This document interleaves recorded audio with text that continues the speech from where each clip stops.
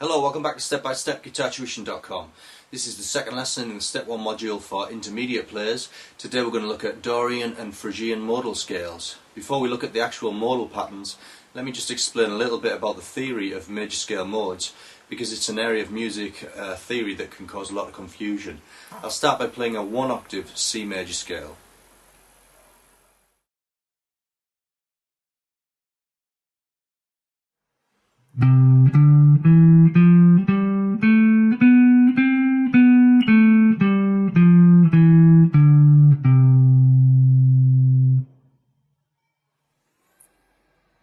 You can hear how that scale has a very distinctive sound or mood, and that's because of the relationship between the root note, which in this case is C, and the other 7 intervals of the scale. As long as I hear the C as the root note, the distinctive sound of the scale will be maintained no matter which order I play the notes, because all of the root notes are heard in relation to the C root. For example, I'll play the notes in a different order.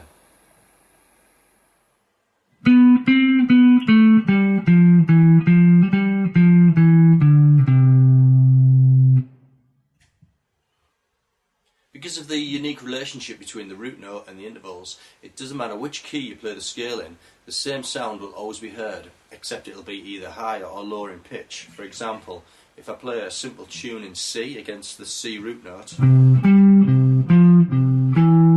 if I do that in a different key, say for instance G at the 3rd,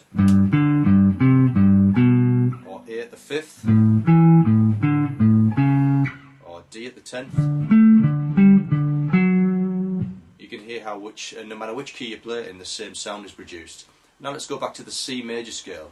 This time when I play the scale, instead of starting on the first note of the scale, C, I'm going to start on the note D, which is the second note of the scale, and I'll play it all the way up to the octave and then back down, like this.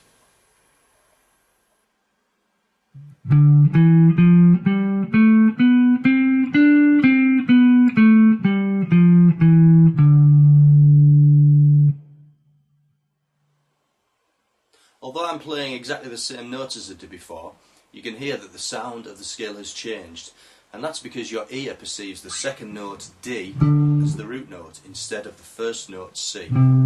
The intervals or notes have a different sound relationship to the C root note than they do to the D root note, and when you use the second note of the major scale as the root note instead of the first note, this is referred to as the second mode of the major scale. So let's compare the sound of the two modes. The first mode from C to C.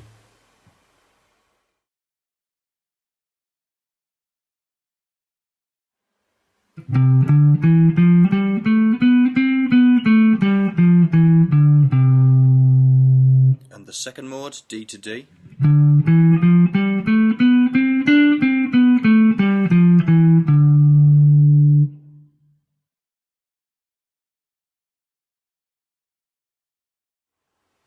So, by simply changing the root note of the C major scale from the first note C to the second note D, you can change the mood of the music quite easily using the different modes of the major scale.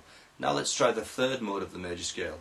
To achieve this, simply start on the third note of the C major scale, which is the note E, and play it up to the E 1 octave higher, and then back down again, like this.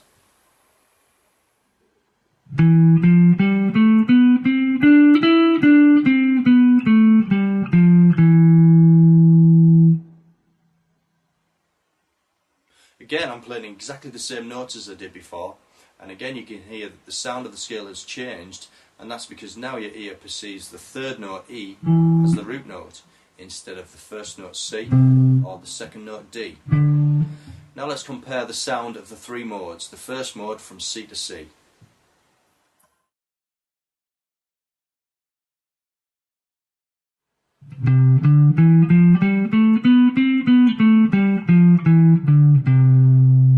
Second mode, D to D.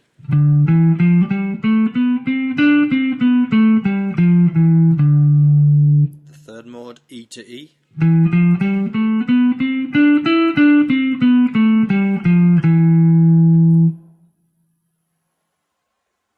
The modes of the major scale are sometimes referred to by their traditional names. The first mode from C to C is called the Ionian mode.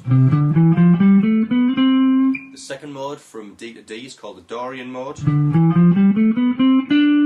And the third mode from E to E is called the Phrygian mode. And that applies to all major scale keys. We'll look at the other four modes of the major scale later in the syllabus, but for this lesson we'll concentrate on the Dorian and Phrygian modal scales only. So now that you understand the basic theory of modes, let's look at the 2-octave scale patterns for both the Dorian and the Phrygian modes, starting with the Dorian mode or second mode from D to D.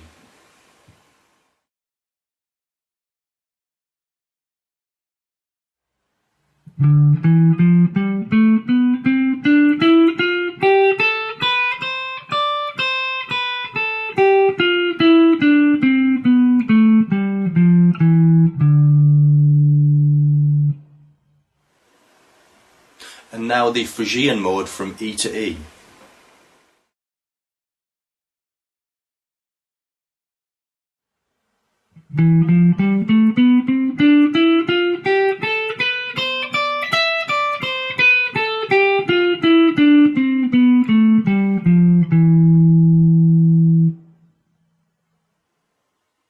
So that's a 2-octave Dorian and Phrygian modal scale, and you should add those to your practice routine and practice the scale patterns in all keys and right across the fingerboard, and don't forget to keep reminding yourself of the theory behind those two modal scales to keep that fresh in your head.